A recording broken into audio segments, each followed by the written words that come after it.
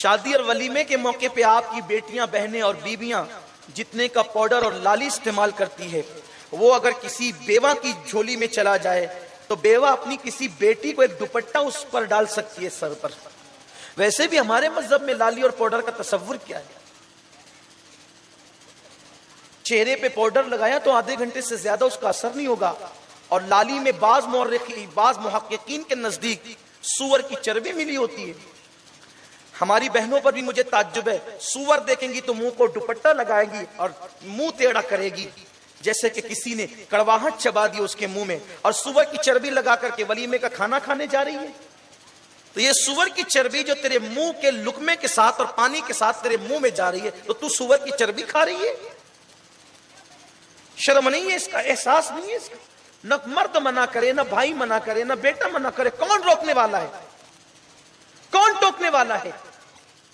اللہ کے رسول علیہ السلام نے فرمایا مومن کی شان یہ، وہ برائی کو دیکھے تو پہلی کنڈیشن، پہلی شان مومن کی یہ ہے کہ وہ طاقت سے روک سکتا ہو تو طاقت سے روکے، طاقت سے نہیں روک سکتا زبان سے روکے، زبان سے نہیں روک سکتا ہو، اتنے بھی قابل نہیں ہے تو کہا کہ وہ دل میں برا جانے، اور دل میں برا جاننا یہ کمزور ایمان کی علامت ہے۔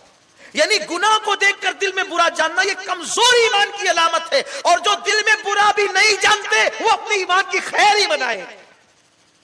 مومن کی شان ہے کہ برائی کو دیکھے تو چیخ پڑے، عزت اور ذلت کی کوئی فکر نہیں کرے، اٹھ کے کھڑا ہو جائے، برائی ہو کیوں رہی ہے، اچھے سے برائی کو دور کرے، طاقت سے دور کرے۔ لیکن یہ کہاں رہ گیا؟ میں اپنی بہنوں کو بھی پیغام دیتا ہوں، ماں اور بہنوں کو، یہ جو بعض لوگوں نے کہہ دیا کہ، اور بات سمجھ میں بھی آتی ہے، محققین نے جو کہا نا، میں نے اس کی پوری تحقیق پڑھی جس محقق نے لکھا۔ ویسے میں جلدی سے جب ان باتوں پہ یقین نہیں کرتا، لیکن کچھ تحقیق بھی ہوتی ہے۔ واٹس ایپ پہ اگر کوئی ڈال دینا کہ وہ بسکٹ میں فلاں چیز ملی ہے تو ہم نہیں مانتے، اس لیے کہ کسی چیز کی کہ حرام ہونے کے لیے دلیل قطعی کی ضرورت ہے۔ اخباری خبروں سے کوئی چیز تھوڑی حرام ہوتی ہے۔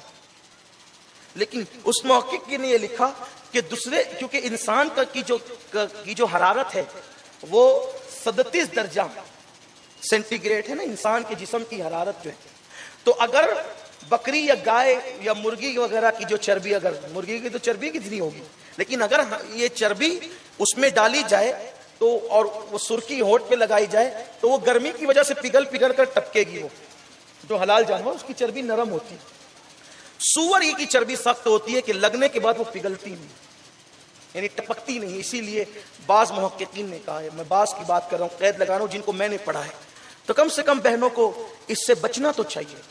چلیں اگر ممکن ہے یہ تحقیق آپ کے نزدیک ڈاؤٹ فل ہو تو مشکوک تو ہے نا، حرام نہ صحیح مشکوک ہے، اس سے بچو۔ اور اگر وہ واقعی سور کی چربی اس میں ملی ہے تو آپ کے پیٹ میں جائے گی تو وہی بچے کے شکم میں آئے گی نا، وہ تو آپ کا بچہ پھر اللہ والا کیسے ہوگا، نیک کیسے ہوگا، پرہیزگار کیسے ہوگا؟ بچے صرف تقریر سن کے تھوڑی نیک بنتے ہیں، اس میں کچھ ماں باپ کا بھی رول ہوتا ہے۔